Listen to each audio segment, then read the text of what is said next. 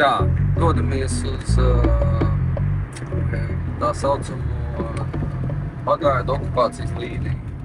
7 years ago, I established a civil organization, Strength in Unity, and me and my friends, we started patrolling alongside of the occupation lines. Dāvids Kacarava dara to, ko nedara Gruzijas armija. Uzmana robežlīnijas starp Gruziju un Dienvidosetiju, kur 2009. gadā okupēja Krievija. Jaunā robeža nav starptautiski atzīta, tādēļ tā ir neoficiāla un ļauj Krievijai veikt regulārus iebrukumus. They are crossing the line, going on our controlled side and kidnapping people from our side.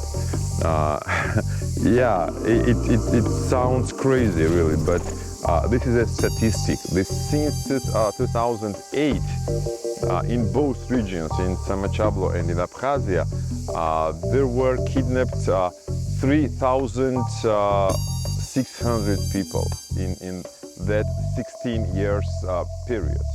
Yeah, it means that so approximately in average per year we have more than 200 kidnapped people. Krievijas armija cilvēkus nolaupa, lai no pierobežas joslām aizbiedētu vietējos iedzīvotājus un radītu piemērotākus apstākļus tālākai Gruzijas iekarošanai, uzskata Kacarava. Many people have been kidnapped by Russians, even from that village where the police stay. Gruzijas valdība negrib kaitināt Krieviju ar robežas novērošanu, neraugoties uz to, ka Krievi regulāri izmanto situāciju un Gruzijā iebrūk. After beating them and after bringing to the military bases, they're transferring these people to Ossetians.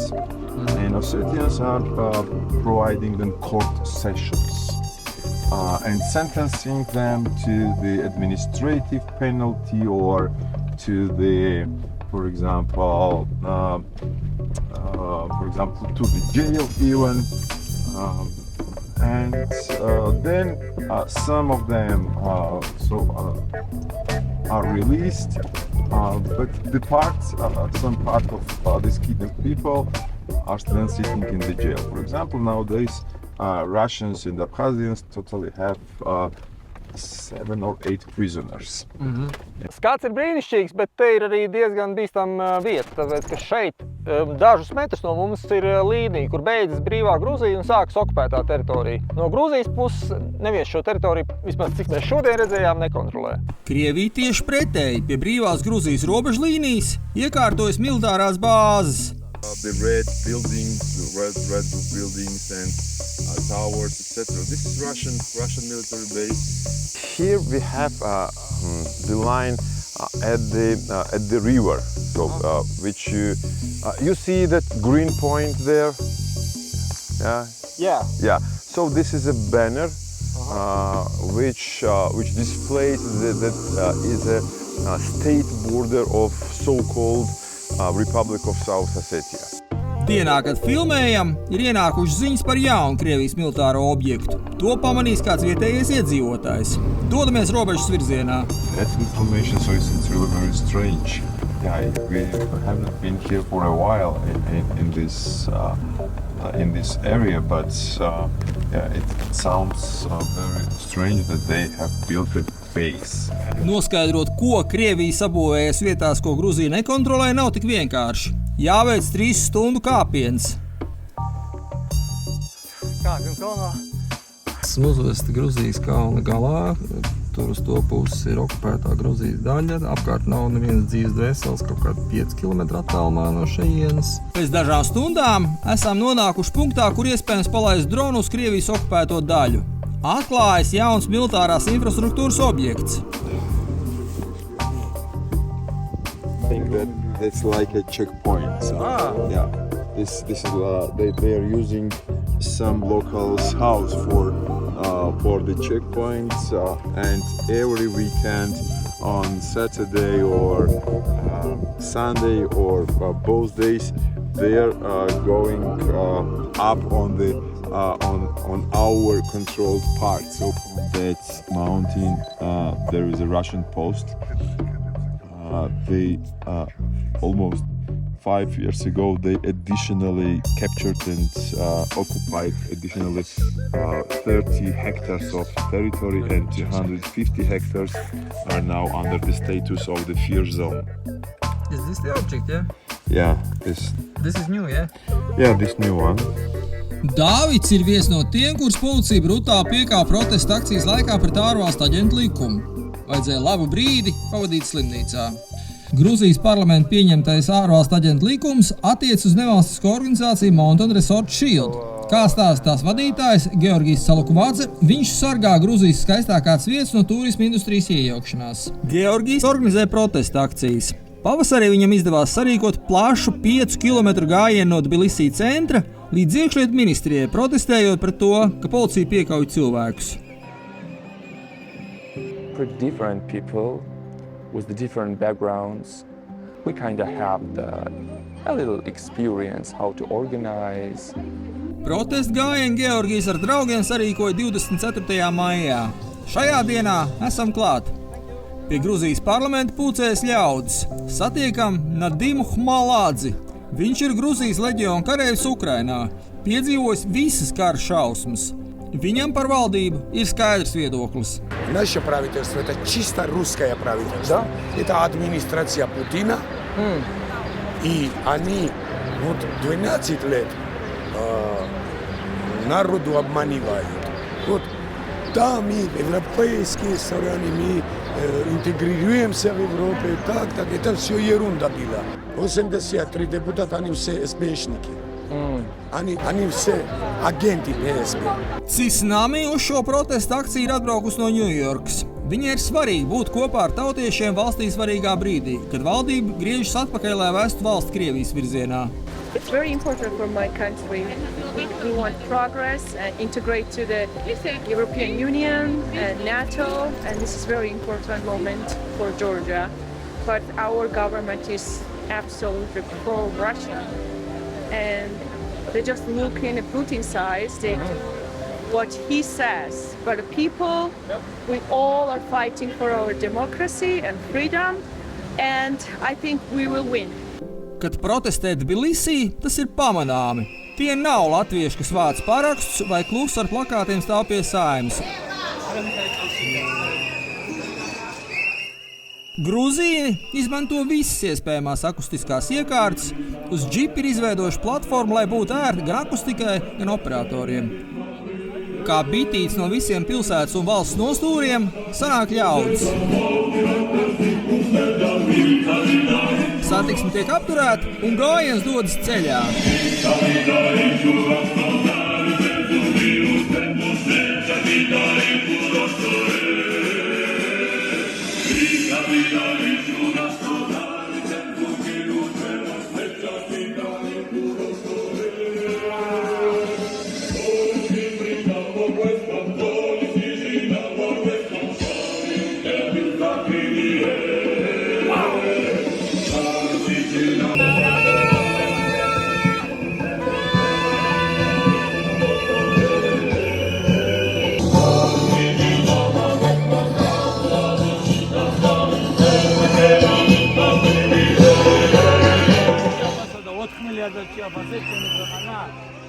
Galā pie iekšlietu ministrijas gaida policijas ķēdes.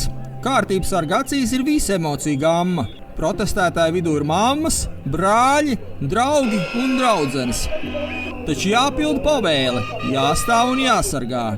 Sejās ir bailes un nepārliecība par to, vai stāvēt ir jēga. This is you? Yeah. Are you beaten? Yes. I was beaten. When it happened? Like 1 week ago. Protestētāji policistiem rāda savu piekauto draugu fotogrāfijas.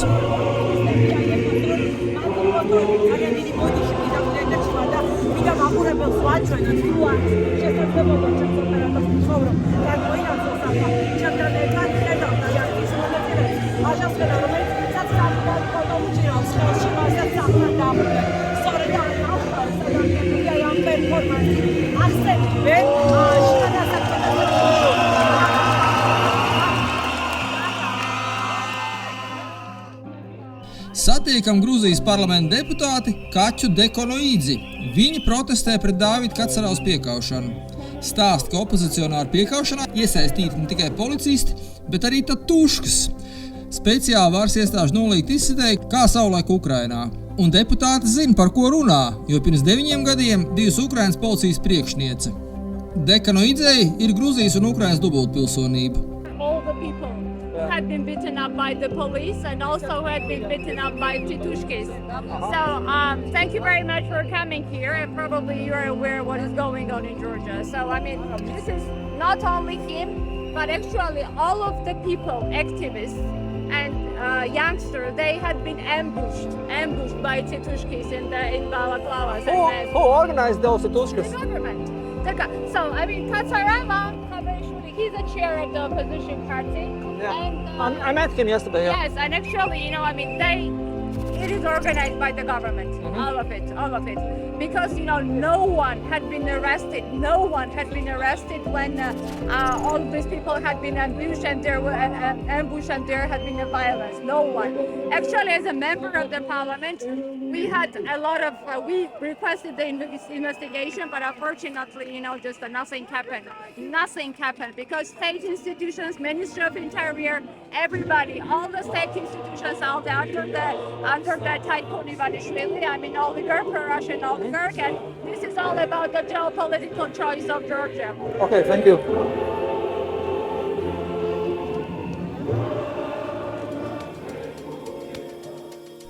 Mūsu uzrunātie Gruzīni valdības brutālo vēršanos pret opozīciju skaidro ar to, ka pie varas esošajiem ir ko zaudēt.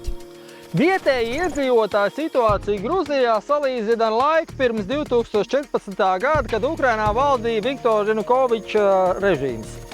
Tolaik bija skaidri biznesa noteikumi. Ja tu gribi veiksmi nacionālā mērogā, tev 50% jādod prezidenta ģimenei. Līdzīgi arī šeit. Ja tu gribi būt veiksmīgs Gruzijas uzņēmējs, ir jārēķinās, ka zinām daļa jāatvēl valdošai varai. Tā vismaz stāsta vietējās nevalstiskās organizācijas. Arī Georgijs stāsta, ka Gruzijas sapnis ir vīzija. Tbilisī centrā ir daudz uzbūvēta ēka, ir laba pilsētas infrastruktūra, bet laukos cilvēki dzīvo nabadzīgi, ir iebiedēti. Ir bijuši gadījumi, kad skolotāji nāks direktoram skaidrot, kādēļ tā ielaikojas opozīcijas postu Facebookā.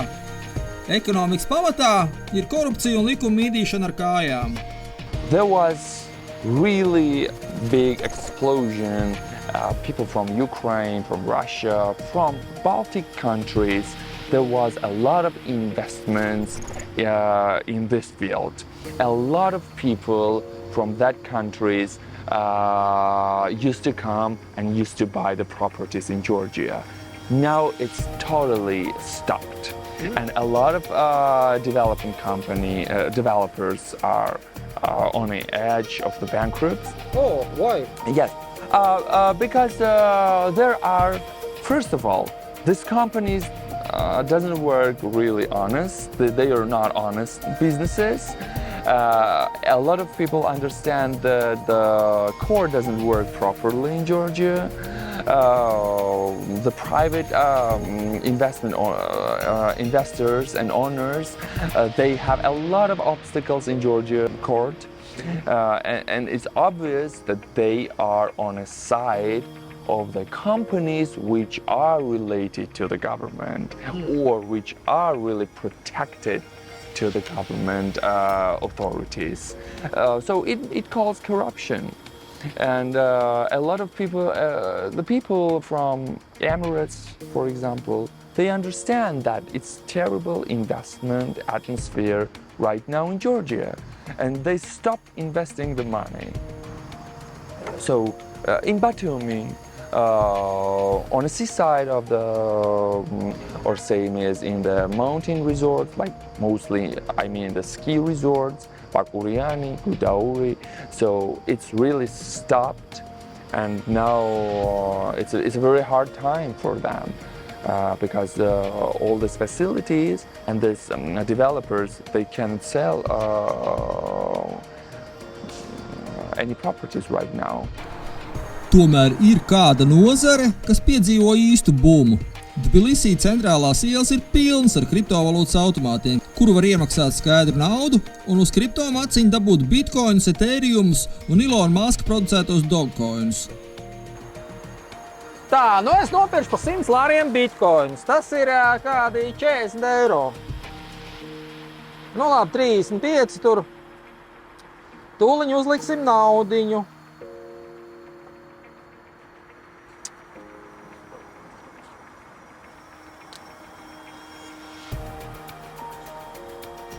Kur te viņi jāliek? Iesūca.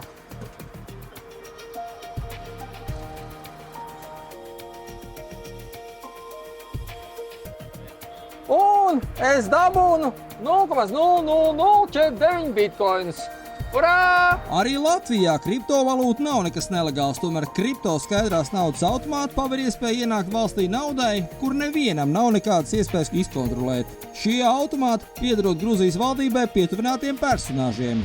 Kad uzņēmīgi ļaudis šādus pāris automātus atvēra Rīgā, policija mēnešu laikā tos aizklapēja.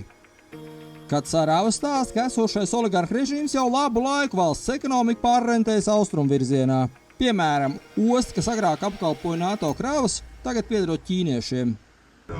Within last 12 years, they binded the Georgian economy to Russia. And nowadays, Georgia is very much dependent on Russia. So they changed and gave the possibility to the business to start relations with Russia, and they also gave possibility to Russia to invest your money and buy the businesses, import for example, the meal from Ukraine. Almost 100% of the import of the meal is from Russia now. Gruzijas liktenis izšķirsies 26. oktobra parlamenta vēlēšanās. Opozīcija prognozē, ka valdošais režīms būs kārtīgi apgūs Krievijas, Baltkrievijas un Venecuēlas pieredzi, kā viltot rezultātus un liks to lietā. In case if and when the elections will not be recognized by our Western partners, they're going to say, look, Russia recognized us, Belarus recognized, Iran recognized, Tajikistan, Kyrgyzstan, and some countries. Also, they're in the parliament, one of the governmental person made a statement. Very soon we have elections, and I'm interested if the observers from China and India will join us. Yeah, so this is the signal that they are now preparing the situation for total forfeiting. This will be called as an election, but it will not be election. It will be a real fight. And just no, I mean that I'm not exaggerating. It will be a fight, the mobs coming in a rally. For example, if you have a meeting there somewhere, for example, you have a meeting and speak about social policy whatsoever. You can't exclude that, that the mobs are coming and attacking, throwing stones and to spoil all the meeting and to do everything, whatever is. Yes, of course. Vēlēšanu viltošanā varētu iesaistīties Krievijas drošības dienesti, kas jau šobrīd dažviet saimniekojot Gruzijas ministriju gaitiņos un policijas iecirkņos. Yeah, many times journalists and just ordinary people recorded the facts that FSB cars, so with the Russian numbers, plates, were standing in the yard of state security services. Yeah, and they feel really comfortable here. Also, we recorded some people who looks very similar to Slav Russian people at the police special units staying with them while there were rioting us and beating us at the streets, and these Russians were staying with them and feeling rather comfortable. Nobody was touching them. Par Krievijas pēcdienās iesaist Gruzijas tiesību sargājušās iestādēs stāsta arī parlamenta deputāts Ivanišvili. Viņš domā, ka liela loma bija uz Gruzijas lēmumam pēc Krievijas iebrukuma ļaut valstī iebraukt jebkuram Krievam, kas apgalvoja, ka bēg no mobilizācijas. Russia is controlling Russian special forces. Our government is under control of Russian FSB. So, but we fight for our freedom and we fight for our European future, and I'm sure that we will win. Opozīcijai saliedēties palīdz televīzija. Saakašvili partijas kongresā jūlijā ievēlēja jaunu vadītāju Tīnu Bokučāvu. Okay, let's make selfie. Visu kongresa infrastruktūru bija piemērota televīzijas tiešraidēji. Cits policijas piekautais valsts parlamenta deputāts Levāns Khabeišvili. Khabeišvili stāsta, ka Gruzija atrodas strateģiskā vietā pie Melnās jūras un Krievija ieinteresēta sagrābt šo apgabalu. So it's about the Russian ambitions, the full over the Black Sea, and to prevent the West from finding a partner in the region, connect itself with Asia and the East. So I'll just one example, this man, deputy head of the security service of Georgia, and he himself testified that the minister and the head of the security service, they were hosting the Russian generals in Tbilisi in general, and they had these informal conversations with them. Today, Georgia is like a hub for Russia to avoid sanctions, and through Georgia, they are getting a lot of